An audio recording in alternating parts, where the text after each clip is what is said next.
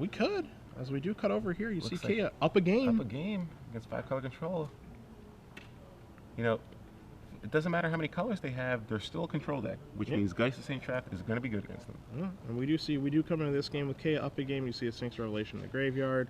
You see a Thragtusk and Centaur Healer on the battlefield, along with a Detention Sphere taking care of a Wolfear Avenger.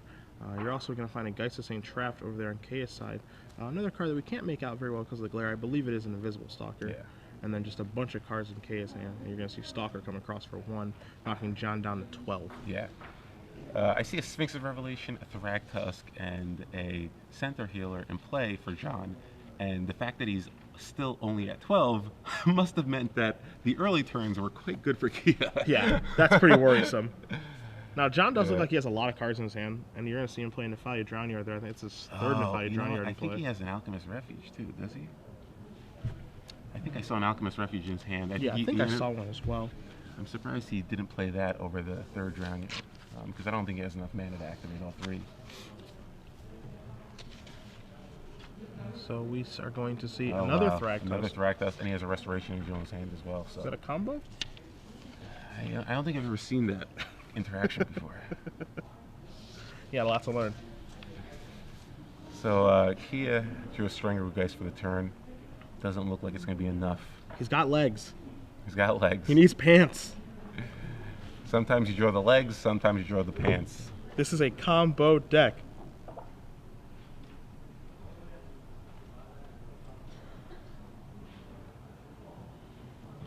All right, here comes the Stalker. Yeah, that's not quite going to do it.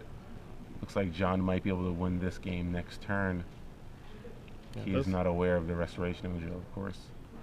There's your Invisible Stalker. There's your Avacyn's Pilgrim. There's all the legs. Daddy needs some pants. He's just got a mid full of guys. There's an Insta. That's enough. Yeah, that's an Insta. I don't need you to show me what you're going to do with that. So John, but again, much like the prior match, Kia's on the draw now, on the play now, so. Yep. And we saw that, we saw that in a little bit earlier when we had Kia on camera being on the play game 3 against an Esper deck and really just giving the beatdowns before things could even get, started. Yeah, I mean, if Kia goes turn 2 Geist of St. Trap, there's not much John can do short of top decking a Terminus. And you see John looking over Kia's deck list right now. I know you have John's deck list in front of you. The Kia's looking over anything that he can sideboard in. I don't know if this deck has a lot of verdicts or what its game plan is. I mean, he can go up to 4 Supreme Verdicts for Terminus after board, which is clearly what he's going to be doing. He's got a Door to Nothingness, which isn't coming in. An Elixir probably isn't coming in. He's got 2 Ray of Revelations, which I could definitely see him bringing those cards in. Yeah. 3 Slaughter Games probably not coming in. Neither is the Nicol Bolas or the Increasing Ambitions. He does have 3 Faith Menders. So I would say the Supreme Verdict Terminus is definitely coming in. Angel Serenity is not very good. The Tension Sphere is not great, but clearly he kept it in. So I would say it looks like he doesn't have that much that he wants to take out. Maybe he doesn't want all 4 Sphinx of Revelations. He wouldn't mind having a Faith Mender, especially against a Geist heavy draw, like a Geist Avenger draw. Sure. Yeah, I think I could see bringing in Supreme Verdict Terminus, some combination of Ray of Revelation and Faith Mender. Boarding out maybe the Angel Serenities and some number of Sphinx of Revelation. And before we do go over how Kia will be sideboarding, quick update for you guys over there at home. We have the matchup between Hal Brady playing Mono Red and Will Craddock playing Black Red Zombies is going to be going to game 3 here. Will be, I believe, on the play. I mean, he was on the play to start because he has the 4 seed. So we'll see who's going to be on the play for game 3. Super important, that matchup. Yeah. Matchup is super die roll dependent. Zombies is the dog in that matchup. One of the reasons people play Mono Red is to beat Black Red Zombies. Black Red Zombies doesn't defend itself very well. So we'll see who's on the play that game because that's going to make the world of difference. Looking into this match really quickly for Kia's sideboard, again, we did see some of the cards that he had in game 2. He did board in Wolfear Avenger, which was taken care of by Detention Sphere. You also found a Strangleroot Geist there as well. He has 4 copies of Strangleroot Geist, 2 Wolfear Avengers in the sideboard. To go along with a Negate, a couple Azorius Charms, a couple Garruk Relentless, Rest in Peace, and Selesnya Charm. Again, just like the last match that we saw, you have to be careful with how you do sideboard here because you don't want to dilute your deck too much. He does have 2 Fencing Aces. I imagine those are coming out. But with 4 Strangler-Geist and 2 Wolfir Avengers, the question is, where do you get those other 4 slots on if you're boarding in all 4 Strangler-Geist? And that's the difficult part. Because I don't know what cards he would want to pull, as we did see Avacyn's Pilgrim, we did see Geist of St. Traff, we did see Invisible Stalker, you could assume Silverblade Paladin's still in his deck as well. So is he cutting Increasing Savagery plus Curiosity? Is he cutting other pieces of the puzzle? That's the question we're going to find out here. Yeah, and I don't see boarding out Savagery. I don't think you can. It might not be as good as like Rancor Ethereal Armor. I don't think he wants to take out the Curiosities. It's probably some combination of Fencing Ace and Increasing Savagery. Okay. Yeah, maybe he only boards 4 cards. Maybe he doesn't board in 6. You know, that's the other thing too. Because there are 2 Wolfir Avengers and 4 Strangler-Geist. There's 2 Fencing Aces and 2 Curiosities. You know, if you're going to board all 6, where are you finding those other 2 cards from? Are you boarding out Abundant Growth? Are you maybe chopping lands? You know, it's hard to say exactly what he will be doing. Craddock, by the way, in that Black-Red Zombies versus Mono-Red deck, or Mono-Red matchup, excuse me, Will Craddock playing Black-Red Zombies is going to be on the play. Okay. Big deal for him there.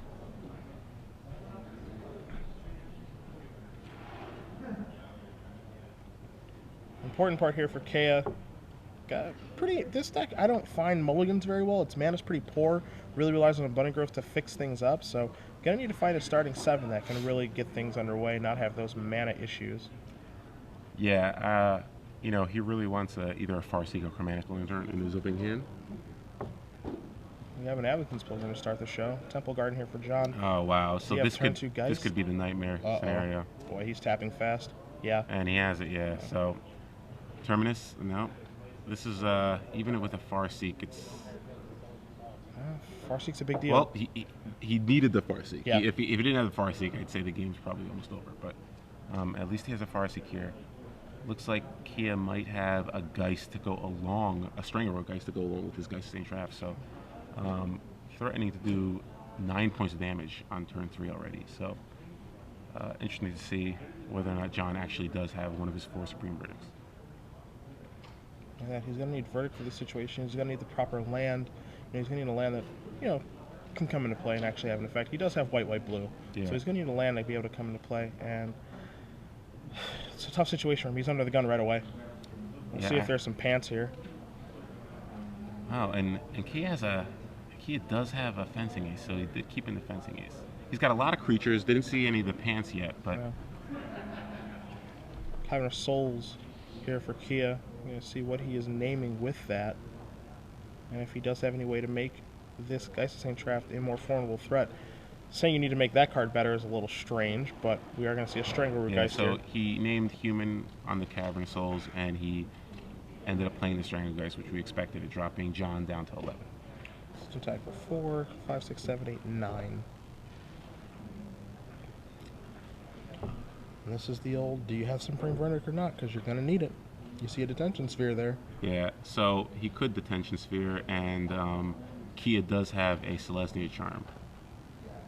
But because he has a Cavern in play, it's not the greatest card to have because he basically... I don't think he can kill John next turn necessarily. John probably Detention Spheres the Strangler Geist. Take care of the Undying Creature in case he draws a Supreme Verdict. So what do we draw? Kea just draws a Pilgrim here. I'm not sure he wants to commit anything else to the board. He's going to try to finish things off with the Geist, I think. You know, it's the risk that you take not committing anything to the board. Do you want to play against Supreme Verdict? Do you want to play around Supreme Verdict, excuse me, do you want to play around Thragtusk? Yeah. You know, that's the decision you have to make here. And it looks like to me, you know, with the information that he has, if he had Supreme Verdict, I feel like he would have cast it. So, you know, it's basically, okay, well, Supreme Verdict or Terminus on the top of your deck. I think you probably, it's more likely that you have Thragtusk than that mass removal effect. Well, the thing is, if you want to play around Thragtusk, which is reasonable given the board state, I think playing a Fencing Ace here isn't that bad. Because you have the Celestia Charm, but, you know... He opts not to play anything. We're going to see a Glacial Fortress here. Does John have Thragtusk? He doesn't. Oh, yeah. So he's moving up to 9.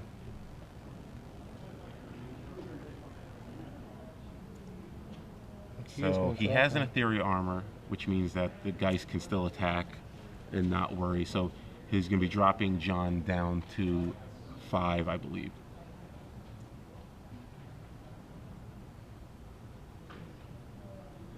Yeah, I'm not sure why he would change up, you know.